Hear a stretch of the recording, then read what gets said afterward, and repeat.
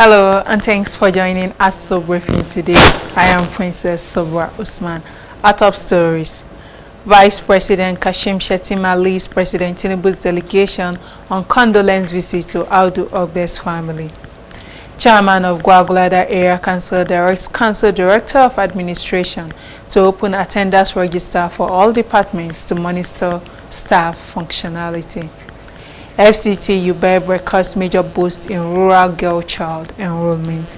You are watching Aso Briefing. You can watch us live on DSTV channel 392, StarTimes TV channel 127, Free TV channel 507, UHF band on channel 38. We go ahead with details of all our stories. Vice President Kashim Shettima on Monday led a federal government delegation on a condolence visit to the family of late former Minister of Agriculture and Rural Development, Audu Ogbe, the national chairman of the People's Democratic Party between 2001 and 2005, who died last Saturday at the age of 78. The VP described Ogbe as one of Nigeria's most visionary leaders, whose contributions to food security will remain indelibly etched in the nation's development history. He said the passing of the elder statesman at 78 was an irreparable loss to Nigeria's agricultural transformation drive and national development trajectory. The senior special assistant to the President on Media and Communications, Stanley Nwokocha, disclosed this in a statement. He said the VP said on behalf of President Tinubu to convey the heartfelt condolences to the family, the government and the people of Benue State over the sad demise of an elder statesman, Chief Audu Ogbe. The VP said the VP paid tribute to the late politician, hailing him as a transformational leader whose impact transcended political affiliations and regional boundaries, adding that his work offered a blueprint for sustainable agricultural development in Nigeria. He saluted Ogbe's integrity, dedication, and unwavering commitment to rural development, noting that millions of farming households benefited from his initiative and visions. And similarly, President of the Senate, Godswill Akpabio, has expressed sadness over the demise of the elder statesman, Chief Audu Ogbe, who is also the former Minister of Agriculture and Rural Development under late President Muhammad Buhari's first term. Akpabio, in a statement through his special advisor on media and publicity, SMA Eibo, described the late former Minister of Communication in the Second Republic as a distinguished Nigerian that lived a life of service and integrity. He said he received the news of the passing of Chief Ogbe, a distinguished elder statesman and a dedicated public servant, with shock. President of the Senate said he lived a life of service, integrity, and commitment to the development of the nation. He prayed that the Almighty God grants the family the fortitude to bear the painful loss and that his soul find favor with God eternally.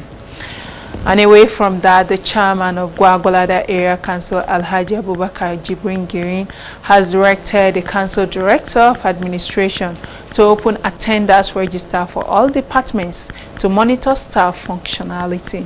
This decision was made as the chairman resumed office after a 2-week strike by the council chapter of the Nigerian Union of Local Government Employees.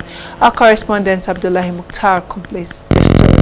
Alhaji Jibrin Giri attributed the delay in payment of salary, arrears and allowances to a misunderstanding between the council and a contractor who had gone to court and garnished the council account. He promised that such incident will not recur in the future. If not because of the contractor that garnished our account, nobody will hold anybody's money. We don't have right to hold anybody's money. It's just the contractor garnished. He got court order. I cannot violate the court order. That is the only problem. We are praying if no any contract did not bring the court order, their salaries, their arrears will be released to them accordingly. The chairman called for a cordial working relationship between staff, management and politicians. He emphasized that the introduction of attendance register aims to ensure staff sit up in their duties and perform their responsibilities effectively. Between the administration of Gwagwalada Council and also the we politicians in Gwagwalada, we must have a very cordial relationship because there's no way we do work without relationship. What happened is between the contractor and also the area council. It is not a personal problem. We gave him work. He was claiming his money. Got court injunction to garnish the account of the area council. We pleaded with the Norgay to be patient with us because we know that money will be paid. It's not something that somebody from us misused money. So thank you. They were cleared on Friday. That's why they said we should resume office fully today. The Nolge Gwagwalada chapter have gone on strike 2 weeks prior due to the council's failure to meet its obligations. However, after the payment of arrears, including the new national minimum wage and additional 3 months salary, staff have resumed their normal duties.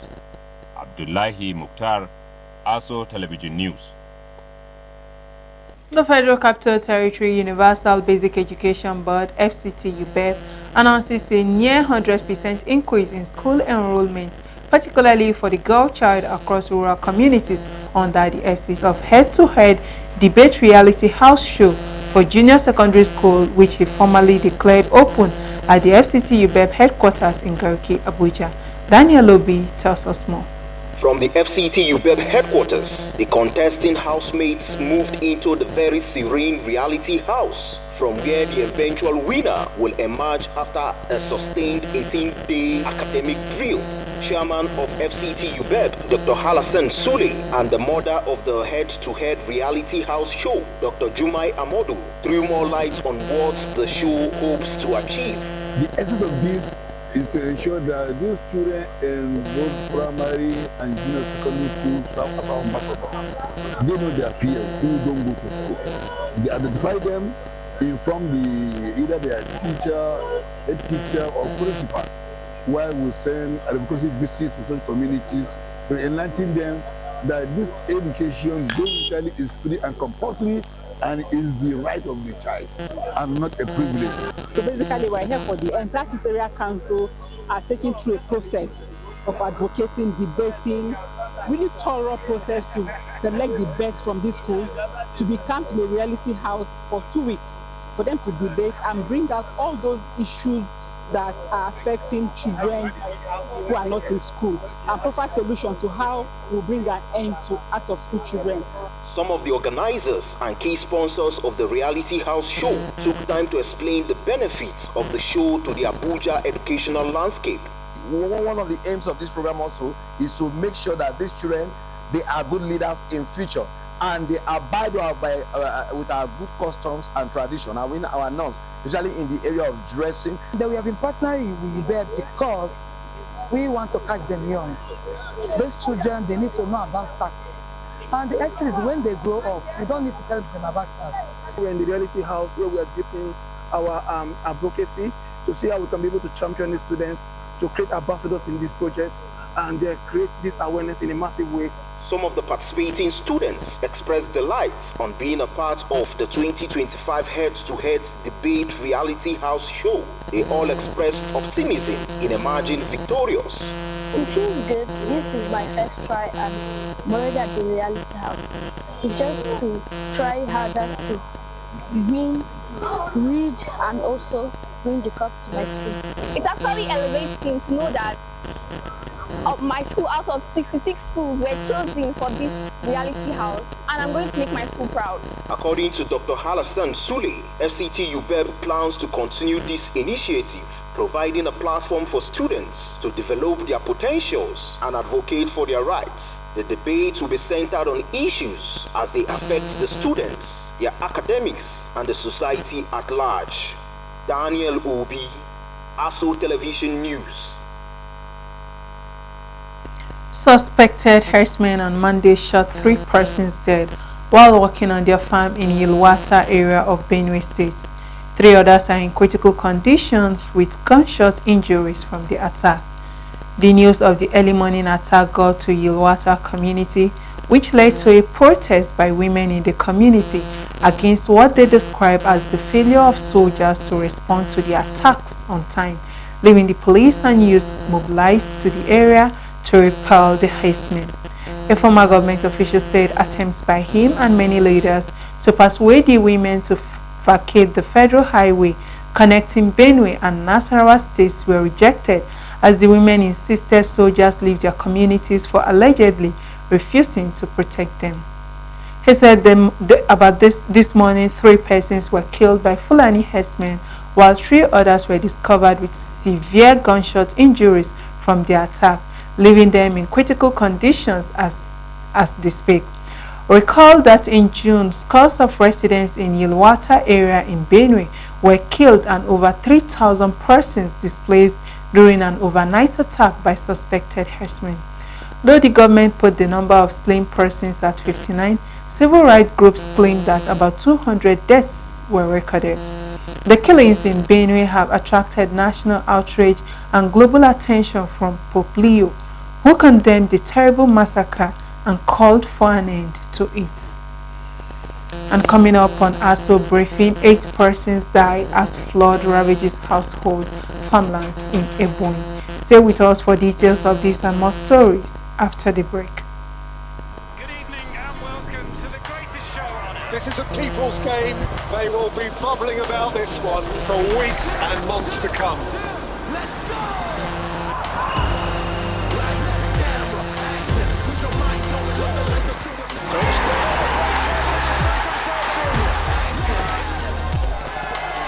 Stay connected, stay with us, starting from Yanga and Jolly.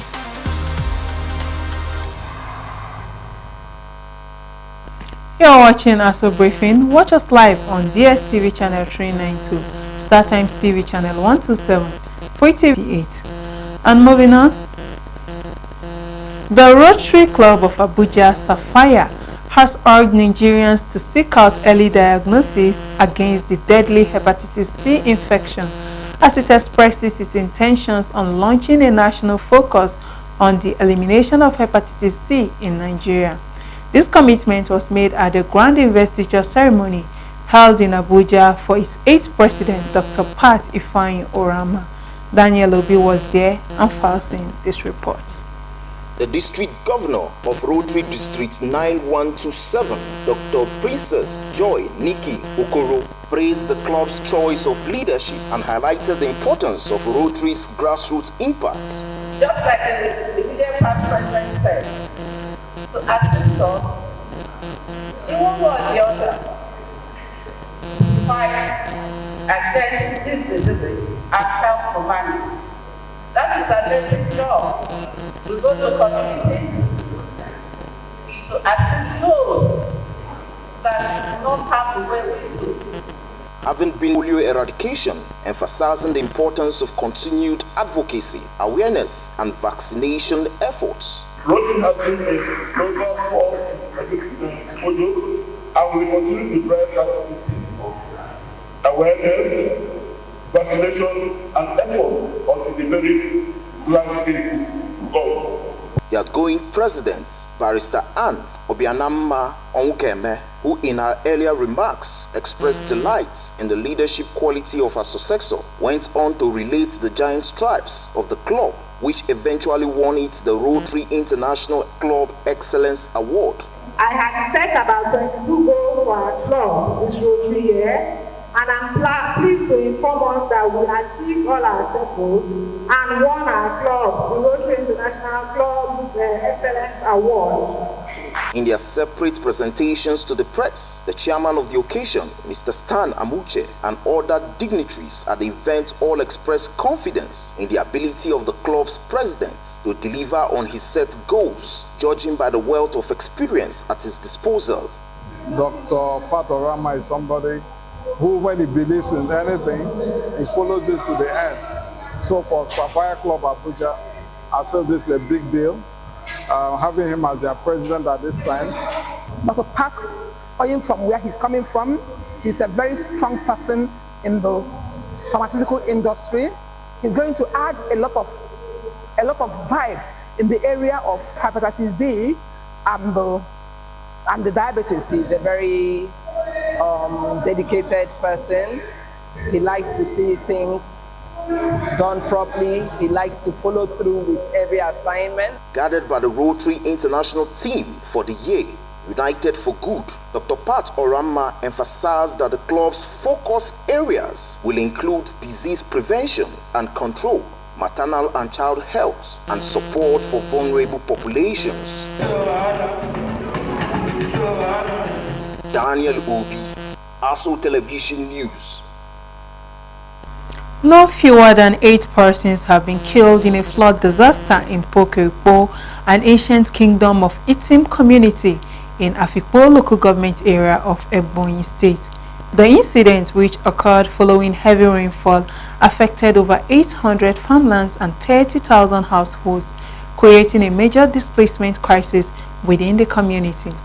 Residents say the flood disaster resulted in the loss of a mother and her 4 children, as the search and rescue team from the community was able to rescue 4 other children alive. Meanwhile, 4 bodies have been recovered and buried, while search efforts continue for those who are still missing. Further findings revealed that the flood occurred while many farmers were in their farmlands attempting to evacuate their produce. With over 800 farmlands destroyed, 3,000 households rendered homeless and hopeless, it's a severe blow to the local economy and the livelihood of the residents. The community called on the federal and state government for intervention and relief materials to help the displaced families and address the widespread destruction.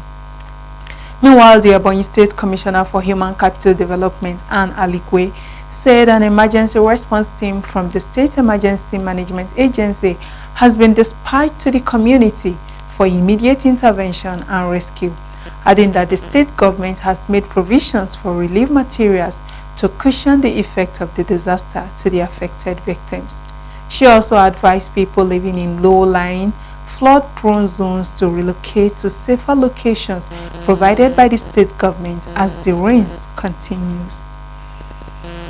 The Minister of Aviation and Aerospace Development, Festus Keyamo, has condemned the release of an indecent video of the Ibom Air passenger Comfort Emanse, who was accused of assaulting a crew member on Sunday.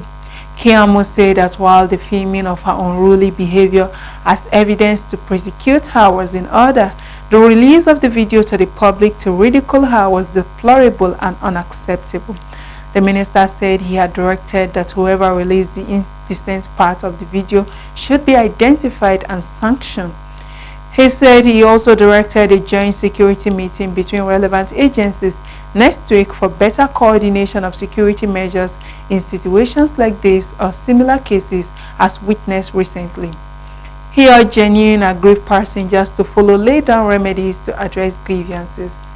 He stated that the Consumer Protection Directorate of the NCAA has consistently advertised these remedies, and there's no point in trying to take the law into one's hands that may lead to their consequences. He said the ministry will apply equal sanctions available to those in aviation or any such erring passengers, that is, lengthy flight bans, and report the matters of other law enforcement agencies to their bits within their powers.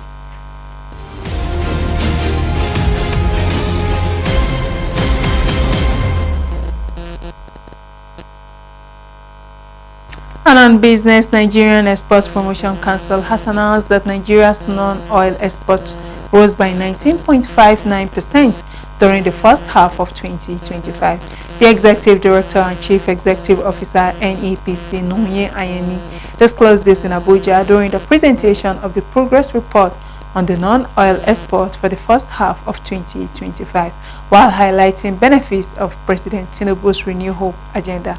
Business correspondent Ile Emeje has details. The African Continental Free Trade Executive Director and Chief Executive Officer of the Nigerian Export Promotion Council, NEPC, Mrs. Nonye Ayeni, in her speech at the presentation of the first half-year progress report on the non-oil export performance for year 2025, announced that the non-oil export increased by 19.59% to $3.225 billion, commending efforts of the President and the Minister of Industry, Trade and Investment for the achievement of the Renewed Hope agenda. I'm pleased to inform you that non-oil products exported in the first half of 2025 were valued at $3.225 billion. This shows an increase of 19.59% as against the sum of $2.696 billion recorded for the first half of the year 2024. The volume also increased to 4.04 million metric tons compared to 3.83 million metric tons for the same period in 2024. While indicating that the products exported ranges from agricultural commodities and extractive industries, the NEPC boss pointed diversification of Nigerian non-oil export products to semi-finished and manufactured products. In the first half of the year 2025, a total of 236 different products were exported under the period under review. This represents an increase of 16.83% when compared to 202 distinct products exported in the first half of 2024. The products exported range from agricultural commodities, extractive industries, and manufactured and semi-processed products. However, it is pertinent to state here that non-oil export of Nigerian products we are gradually diversifying from traditional agricultural export to semi-processed and manufactured products. Mrs. Ayeni highlights top exported products to include cocoa beans, urea, and cashew nuts. Of the top 20 products exported in the first half of 2025, cocoa beans was the most exported commodity with 34.88% value in terms of total export compared to 23.18% for the same period in 2024. Urea and fertilizer came second with 17.65% as against 13.78% for the first half of 2024, while cashew nuts with 12.35% of the total export, also against the 8.62% for the same period in 2024. She further disclosed that Netherlands, United States of America, and India were the top 3 destinations of exported products, while pledging more support. Ile Imeche, Aso Television News. Minister of State for Foreign Affairs Bianca Ojukwu has reaffirmed Nigeria's commitment to strengthening diplomatic ties with the State of Israel during a high-level bilateral meeting with Israel's Deputy Foreign Affairs Minister Sharon Haskel Hapaz in Abuja, represented by their representative ministers Ambassador Janet Ulisa for Foreign Affairs Minister of State and Ambassador Sharon Bar-Lee from Israel's Foreign Affairs Ministry, engaged in a comprehensive discussions on strategic partnerships between the two nations. The discussion centered on critical multilateral issues including security and counter-terrorism, as well as important bilateral political and economic matters. Both countries emphasized the need for a global cooperation to combat terrorism and deepen intelligence sharing, also financing and security training. They also explore opportunities for mutual benefit in areas like technology, innovation for broader management, capacity building, culture, tourism, agriculture, and consumer immigration matters. And that's Aso Briefing for today. Many thanks for watching. I am Princess Sobra Usman.